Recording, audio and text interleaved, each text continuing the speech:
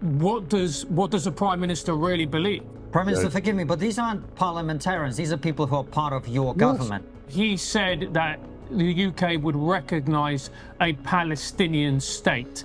What is your response to that? It's just downright dangerous because you're really rewarding these monstrous terrorists with the greatest prize, and that's because of weakness. You should ask your Starmer. Here's a suggestion. Ask him, okay? What do these protesters say about Britain? I know what they say about Israel. Israel has to be destroyed from the river to the sea. You know? Well, Britain should go down. What do they say about the UK? And the same for the protesters in the US. They burn Israeli flags, they burn American flags. We have nowhere to flee. We're in our ancestral homeland, and we're not going anywhere. So we fight them, but we're not fighting them only on our behalf. We're fighting them on your behalf too. Prime Minister Netanyahu, welcome to Trigonometry. Glad to be with you. It's great to have you on the show. As you know, what we do on the show is try to speak the truth, find out what the truth is, push back when it's appropriate, and have an honest conversation. That's why you're here, and we really appreciate you taking the time to do that. We have obviously lots of questions for you, including many of the things that are being said about Israel here in the West that you probably don't agree with. Before we get to that, though, what I really want to ask you about is October the 7th, and you had a very strange and unique experience that very few human beings have ever had, which is being in charge of a country of 10 million people when it's attacked in this horrific way. Where were you? How did you find out what was going on? And what was your immediate reaction? What did you think? What did you feel? How did you act in those moments? Well, it was 6:29 on Shabbat, Saturday morning. Got a phone call from my military secretary informing me that we've just been invaded by Hamas. The first thing that I asked was, is it a full-scale invasion? He said, looks like it. And I said, can we get the Hamas leaders? But subsequently, I made my way to the military headquarters of Israel in Tel Aviv, called for a general call-up of our reserves, hundreds of thousands, and declared war, and then proceeded to focus on the mission of winning that war.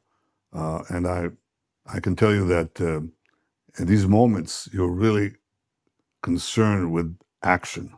You're concerned with decisions. You're not, you don't wallow in the mire, as they say. You really think about what needs to be done now. And have you and the people of Israel had time to grieve what happened, to process what happened to thousands of your people?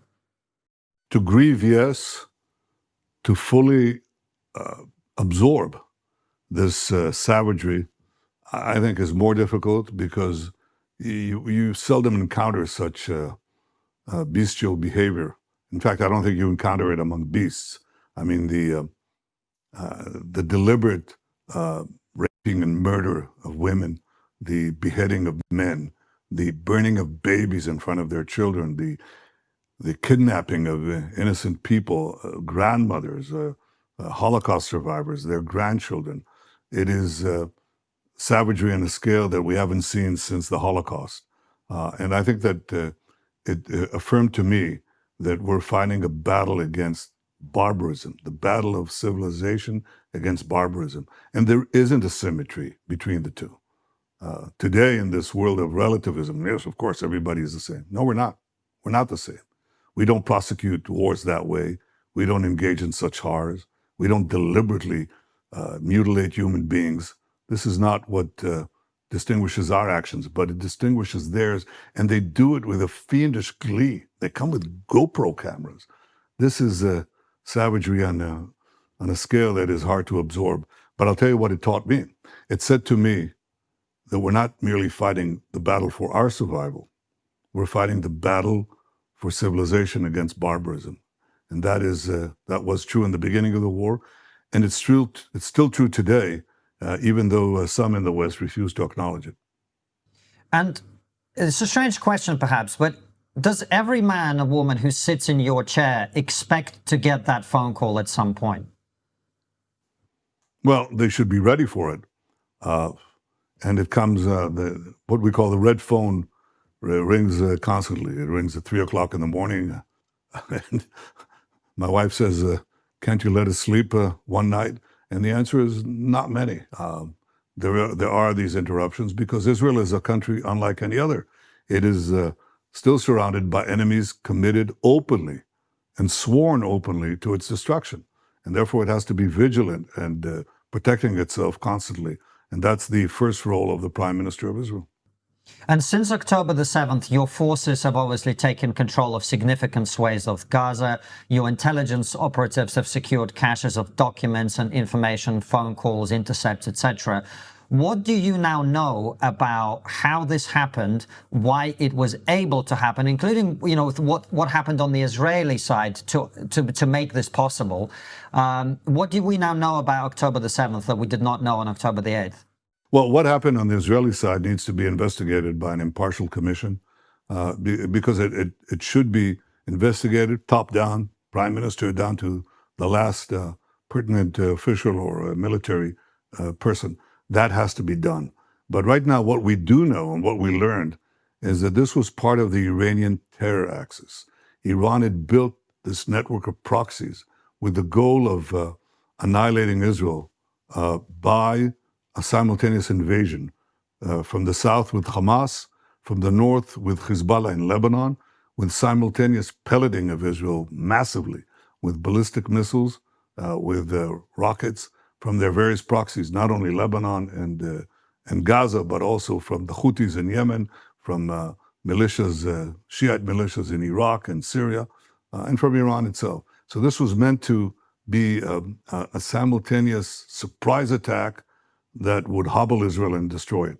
I think what happened was that they discovered that basically Yahya Hamas fired too soon. He didn't coordinate. The plan was there. Everybody knew that the plan was there. But for some reason, he went out and fired the first shot too early. And in many ways, I mean, it cost us a horrendous cost of 1,200 innocent people murdered savagely. But it also gave us the time to block a potential invasion from Hezbollah and to organize the counterattack, which we proceeded to do from day one. Prime Minister, I know this might feel like a strange question, but I do think it's important, and it's a question many people are asking, is you clearly have incredible penetration of the Islamic Revolutionary Guard in Iran. You have incredible penetration of Hezbollah. I don't know how embedded your operatives were within Gaza and Hamas. How did your intelligence services not see this coming? I mean, you've talked often about the fact that the London Underground is smaller than the tunnel network in Gaza. How come you didn't know? And if you did, how come it was not a red flag that all of this was about to happen? Well, all of that, I think, will be answered by this impartial investigation. But I think part of it was a mindset that said that Hamas is deterred and Hamas is not going to do it. And that's a very big part of it. But on day two of the war, I said when Hezbollah joined after day one, they joined day two. And I said, we will change the face of the Middle East. Because for me, it was very clear that we were not only fighting Hamas, but we were fighting Iran with its various proxies, this noose of death that they wanted to strangle us with. And I think that that's the larger understanding that everybody has today. I don't think many people believed me at the time, but it was obvious to me that it's not enough to hit very hard, hit Hamas and hobble Hezbollah, but that we'd have to deal also with their sponsors and the larger axis that made this possible. So I think those lessons have been learned, certainly by Israel, and by acting against Iran's terror axis, which is meant to ultimately to conquer the West. That's what these people think. That's what they believe in. It's irrational. You say, do you believe that? Can you believe that people would actually think we'd deliver death to America and we'd destroy Europe? No, they couldn't possibly mean that. Well, what do you think? Do you think they mean it or not? Well, they keep chanting it, so I'm tempted to believe them, yes. So when you believe them, exactly the point. When you believe them, then since I believed it, I think that what we had to do was ultimately take on Iran itself. And of course, on day two, after you suffered the worst attack on Jews since the Holocaust, it may seem, a ridiculous goal, an imaginary goal. No, it wasn't. It was very clear. We'll turn back. Israel will recover very quickly, and fight back and demolish Hamas, and then demolish Hezbollah, and then demolish the Assad regime, and then hit very strongly, hit Iran in ways that surprised the world. And I'm very proud of the people of Israel who stood fast, and I'm very proud of the soldiers of Israel. I call this incredible 12-day war with Iran, I call it the Rising Lion operation. And I did that because in the Bible it says that the people of Israel will rise like lions. And that's exactly what our soldiers did. And I'm very proud of them.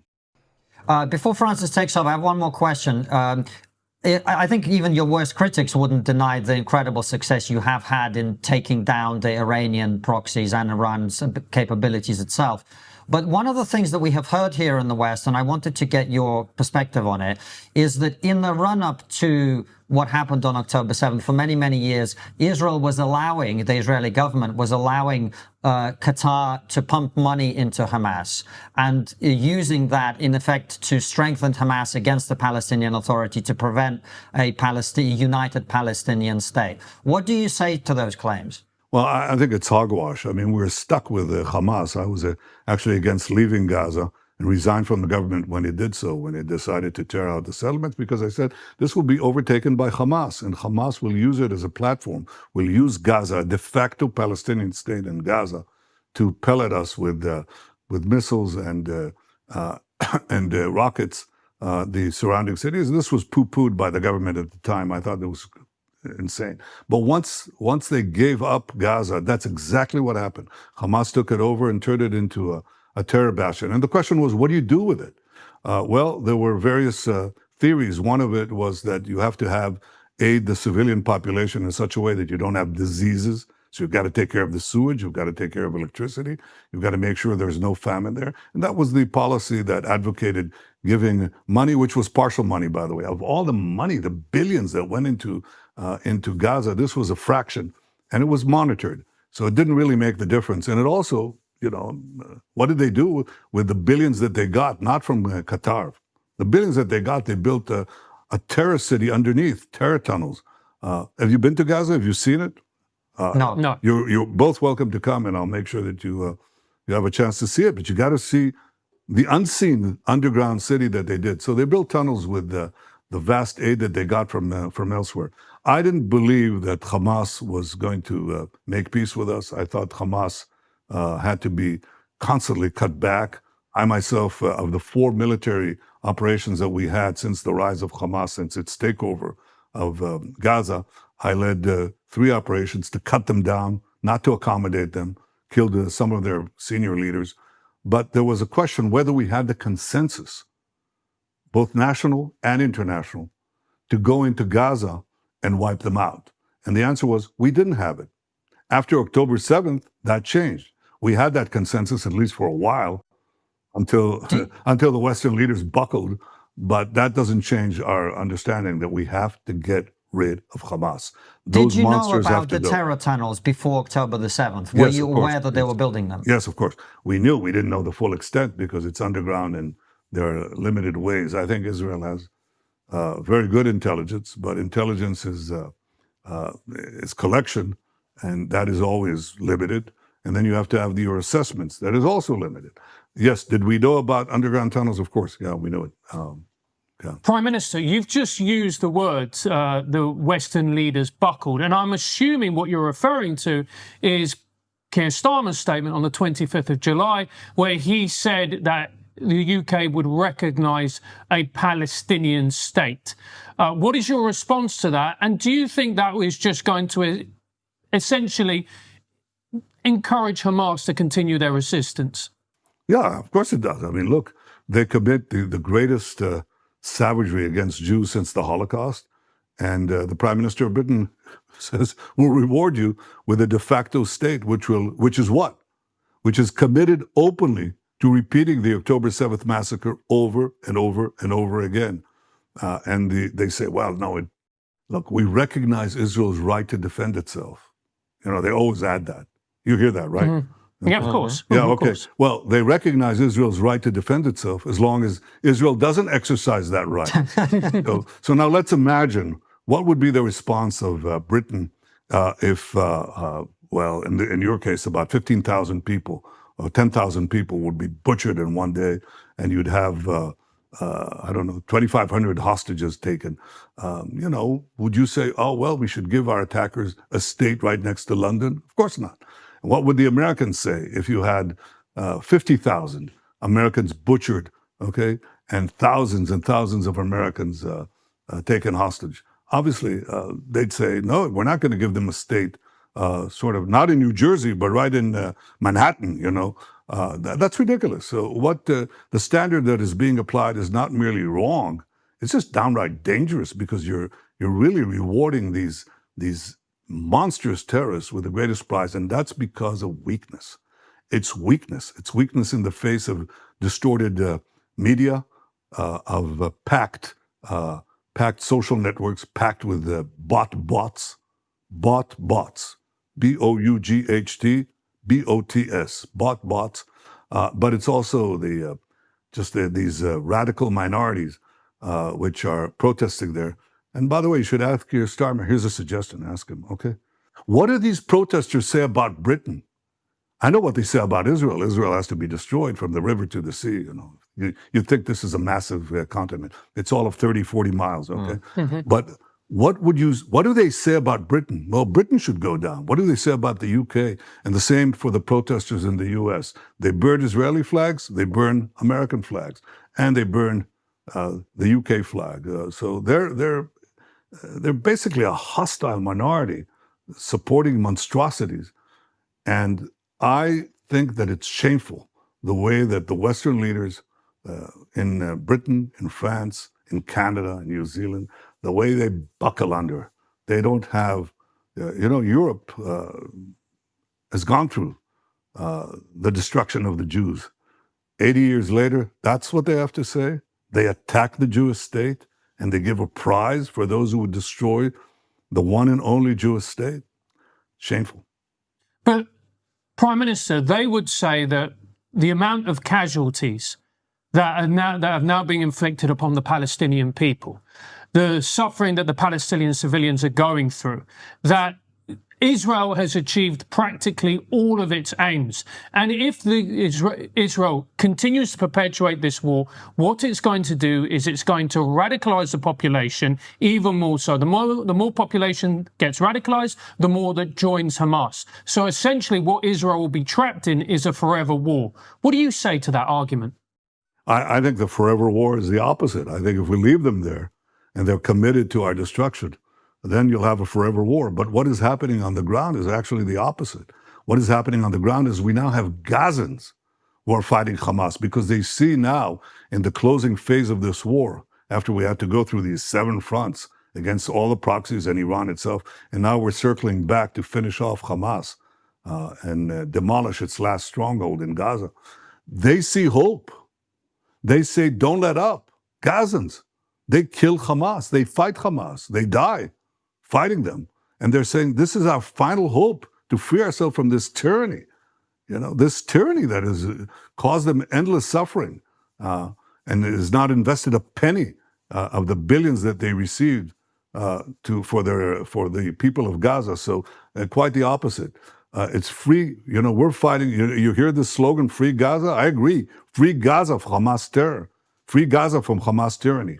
Now, as far as Israel's performance on the battlefield, this is the fraud. It's not merely the starvation fraud. It's the genocide fraud. If we wanted to commit genocide, we would have done it in one afternoon. We have the capacity, but we don't do that. Look at the way the Allied forces fought in Fallujah. Look at the way they fought in Mosul. It took them 9 months against 3,000 terrorists. 9 months. 3,000 terrorists. We face 10 times the number of terrorists. And what do? We call up the Palestinian civilians and we say, leave the area. Millions. Millions of text messages, millions of individual phone calls. Please get out. And Hamas stands there and tries to prevent them by shooting them, killing them. So what do you think? Is that genocide? No, it isn't. You know it isn't. And yet Israel is being blamed. And of course, the ratio of combatants to non-combatants killed is about 1.5 to 1, which is probably I think every civilian death is a tragedy. We do everything we can, as no army has done in history in such dense urban warfare, to prevent it. But Israel can't be, it's not merely that it can't be held to a higher standard. It's held to an impossible standard. I mean, look at the Allies in World War II. You know what they did when they went into Congress? Do you know, Constantine, do you know? What did they do?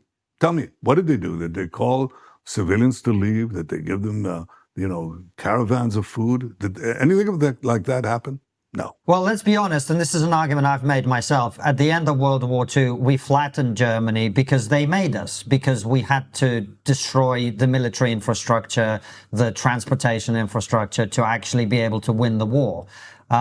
But we live in a very different age now, don't we, Prime Minister, where all the atrocities of war are instantly available to everybody around the world on social media. And that is something you said in your own press conference last week when you said, when you were asked whether Israel is winning the PR war, you said we're definitely not. And that's putting it very mildly. So that's the challenge you face now, isn't it? Yes, but, I never thought of Winston Churchill as a war criminal, but I guess he would be held as such today. But, of course, it's not really towards the end of the war that you flatten Germany. When you cross when you cross the channel in Normandy, and you went into the cities, you just bombed these cities, tank fire, artillery fire, air fire, without giving notice or anything like that. And you did it because you had to destroy the enemy. So you're right, it's a different era. That's why we are acting differently. And we are we're holding ourselves to the highest standard, and yet we're being condemned by those who know better and even saw their own troops in Afghanistan or in Iraq. Be that as it may, it's very hard to fight the deception, the lies, the starved children, the pictures of starved children who turn out to have cerebral palsy or other congenital diseases that leave them emaciated. And Israel is, of course, accused of starving children, pretty much the way that in the Middle Ages Jews were accused of killing Christian children for their blood. So, what do you do against the lie that circles the earth 10 times before the truth has a chance to emerge? You have to shorten the war as speedily as possible. And frankly, we also have to do something about the algorithms and the social networks. This is a big challenge. I don't want to dismiss it. But look, we Jews have been fighting and losing the propaganda war for about 2,500 years. Well, what's different now is that we're winning the ground war. We're forcing, what comes after the propaganda vilification is massacres, and what we're doing now, massacres that we were completely defenseless with. Right now, after the vilifications come the attacks, but we're winning those attacks. That's the change.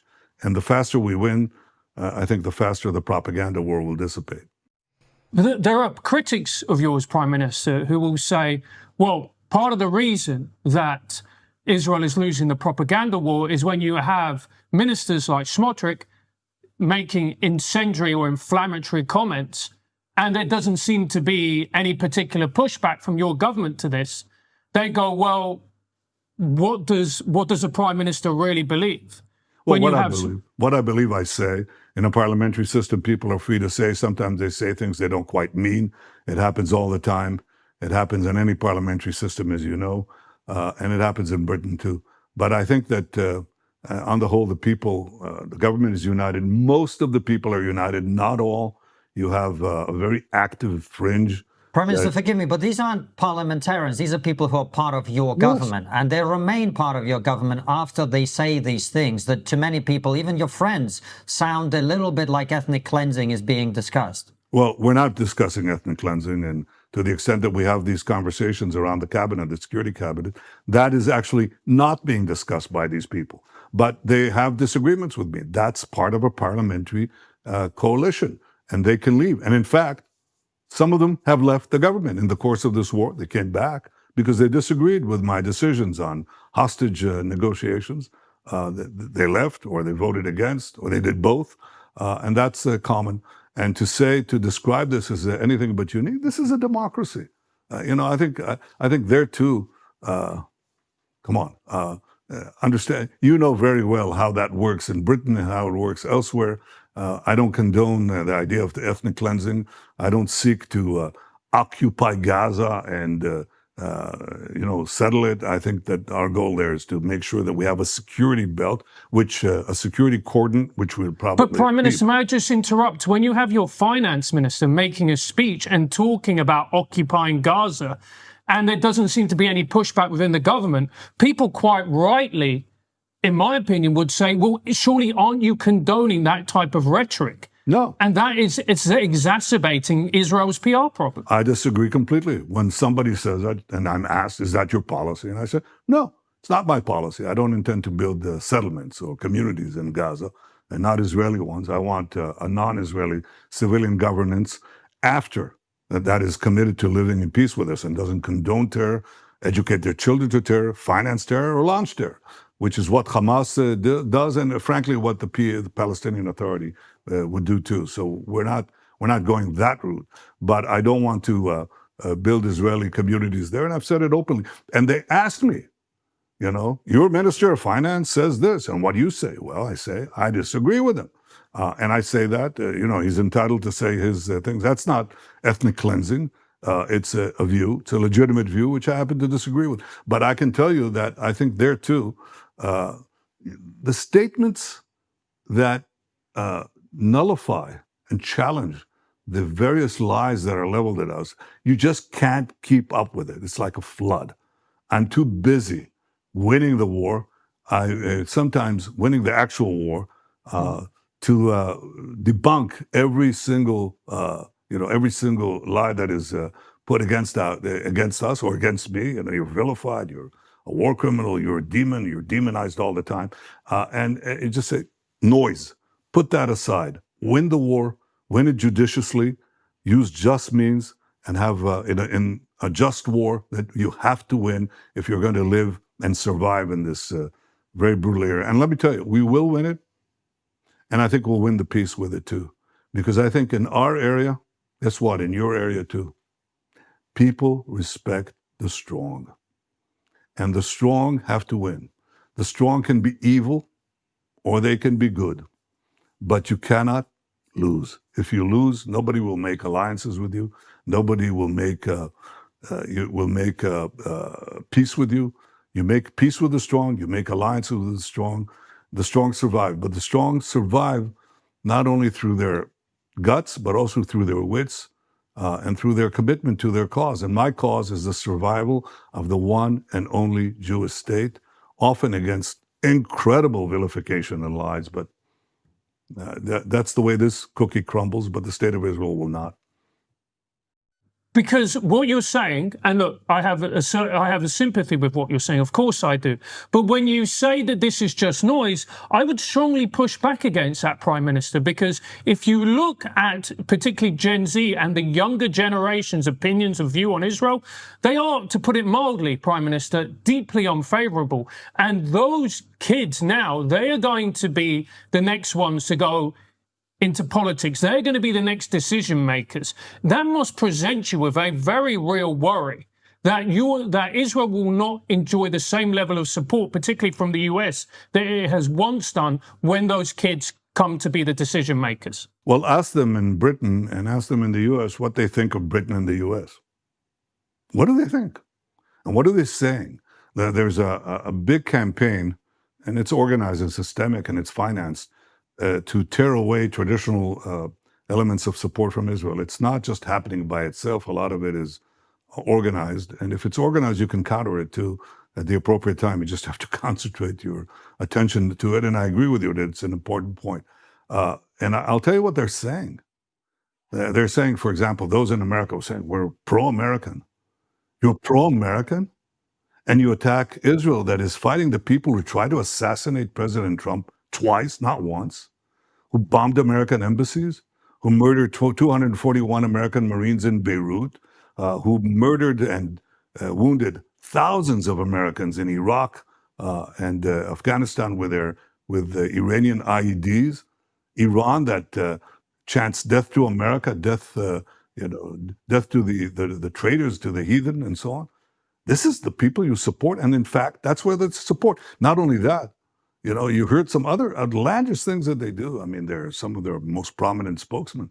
They say, well, Netanyahu is trying to drag Trump into a war. Did you hear that? You hear that one? Yeah, well, okay. And what do I want to do? Because I want ground troops, American ground troops, boots on the ground, to conquer Iran and bring about regime change and all that nonsense. And thank God President Trump has proven an exceptional friend of Israel, an exceptional leader. And he did exactly the right action, the precise action using American power, and came in, I think, in a very forceful but judicious way. I think we've been very fortunate to have a leader in the United States who doesn't act like the European leaders, who doesn't succumb to this stuff. But if you're telling me that there's work to be done on Gen Z and across the West, yes. And by the way, it's not only our job. We are, as your colleague Douglas Murray has said, we're the litmus test for the survival of the West, because these people are against the West. They're not for the West. They're against the West. And there's the horseshoe effect of the woke left meeting the woke right and challenging the basic precepts of Western civilization. And I think that has to be challenged not merely by Israel or by me, but by you. And I know that you're doing it, and I want to commend you for doing it.